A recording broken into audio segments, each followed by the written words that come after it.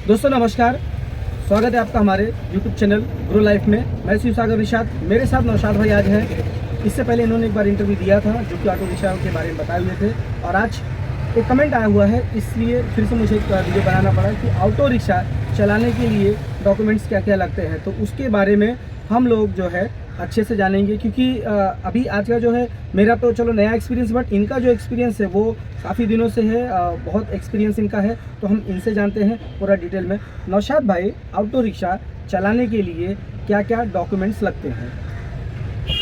Auto rickshaw चलाने के लिए तो सबसे पहले लाइसेंस चाहिए। ऑटो रिक्शा चलाने के लिए लाइसेंस चाहिए, और उसके बाद बैच कंपलसरी है, यानी बैच को होना जरूरी है। बैच होना ज़रूरी है।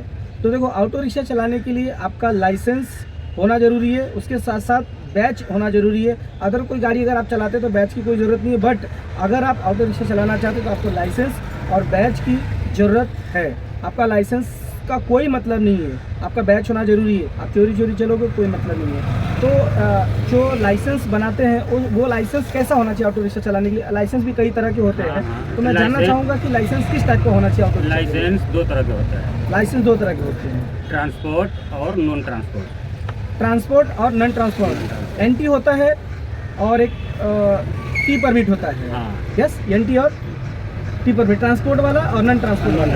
तो नॉन ट्रांसपोर्ट में मेरे ख्याल से व्हाइट प्लेट वाली गाड़ी चलती है होंगी। नॉन ट्रांसपोर्ट जो भी ट्रांसपोर्ट लाइसेंस रहेगा या गाड़ी रहेगी वो पब्लिक ट्रांसपोर्ट। जैसे हम रिक्शा चलाते हैं तो हमारी पब्लिक ट्रांसपोर्ट है। पब्लिक ट्रांसपोर्ट, हाँ, टैक्सी चलाते हैं पब्लिक ट्रांसपोर्ट है। जब गुड्स व्हीकल भी चलाते हैं तो उसके भी लिए भी पब्लिक ट्रांसपोर्ट लाइसेंस चाहिए। मीन्स येलो प्लेट जितनी होती है वो ट्रांसपोर्ट में आ जाता है। हाँ। उसके लिए जो है ट्रांसपोर्ट का लाइसेंस चाहिए। तो एनटी जो है प्राइवेट के लिए होता है, बट ऑटो रिक्शा चलाने के लिए आपको ट्रांसपोर्ट का लाइसेंस चाहिए। तो उसमें लाइसेंस में क्या होना जरूरी है? मतलब जैसे बाइक का अलग रहता है, ऑटो रिक्शा का अलग रहता है, कार का अलग रहता है। तो लाइसेंस कैसा होना चाहिए? 3 व्हीलर कैब, आई थिंक मेरे ख्याल से। हाँ, 3 व्हीलर कैब रहता है, उसको ट्रांसपोर्ट लिखा जाए। Okay okay.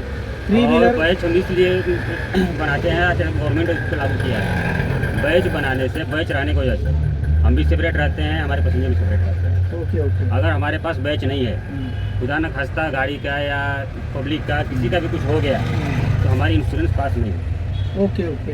तो मुंबई जैसे शहर में लाइसेंस और बैच का होना ज़रूरी है। बाकी शहर में तो लोग चलाते भी हैं, नहीं चलाते हैं, बट अगर आप मुंबई में चलाते हो तो आपको ये ज़्यादा ज़रूरी है।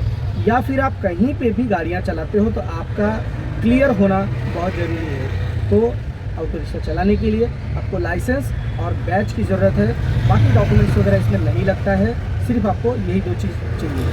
तो ये था आपके